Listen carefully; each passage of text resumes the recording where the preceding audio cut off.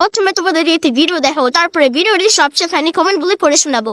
মানুষ কতটা পাগল হলে এরকম করে, মানে অনুষ্ঠান বাড়ি থেকে খেয়ে এসেছি, বাট তারপরে আমাদের পেট ভরেনি, আমরা চলে এসেছি রেস্টুরেন্টটা, যেখানে এসে মানে অ্যাকচুয়ালি এত টায়ার্ড হয়ে গেছিলাম, টায়ার্ড হয়ে ভেবেছিলাম একটা কোল্ড কফি খাবো, কিন্তু আমাদের মন ভাই, মেয়েদের মন আসেই বস আগে অর্ডার করে দিয়েছে চিকেন পকোড়া।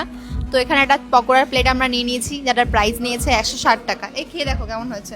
আর আমি আর পেয়ালি চলে এসেছি, আর কিছু বান্ধবীরা ফোন করে বলছে কি যাবো, কিছুক্ষণ পরে বলছে কি যাবো না, কিছুক্ষণ পরে বলছে আবার যাবো, ঠিক নেই ওদের কোনো, ওটাই কোনো ঠিক নেই। তাই হলো আমরাই যাই। হ্যাঁ নাও, ওদেরকে দেখিয়ে দেখিয়ে খাচ্ছি। দেখো দেখো দেখো,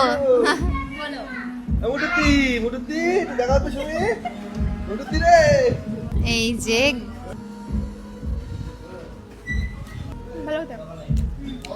ও তো এখানে ডেইলি আসে, অ্যাকচুয়ালি ও বললো যে এখানে আসতে।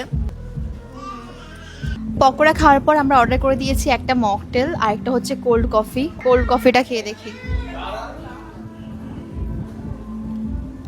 প্রত্যেকবার একই কথা বলি যে এর থেকে ভালো আমি বানাই বাড়িতে, বাট কুড়েমির জন্য আমি এখান থেকে এসেই মানে অর্ডার করে খাচ্ছি। এটার প্রাইস নিয়েছে 120 টাকা। আর এটা দেখি,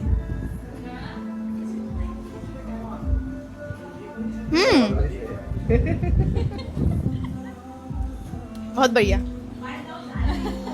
সত্যি ভালো। ও খায় অ্যাকচুয়ালি, জানে না ডিম দেওয়া থাকে জানো, কাঁচা ও আমাকে বলছিল যে কাঁচা ডিম দিয়ে বানানো, তো আমরা বলছি ইউ কেমন লাগবে, বাট তাও কি যেন নাম বললে এটা। এটা হলো পিঙ্ক লেডি। ওকে, সো আমি তো নর্মাল একটা কোল্ড কফি নিয়েছি, তো যেটা মানে ভালো খেতে, কিন্তু মানে আমার কোল্ড কফি। चलिए शुरू करते हैं। বলছি মামুনি, তোর পেট না ইন্ডিয়ার গেট? আমি বলুম না, আমার শোরুম করে। আরে ছাপে, অনুষ্ঠান বাড়িতে খেয়ে এসে পেট ভরেনি এটা বলতে নেই রে।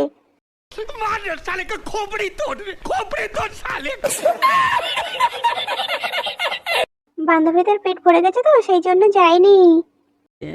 प्यारी समझ गई। বাপের জন্য না খেলে এমনিই হয়। ঠিক বলেছো।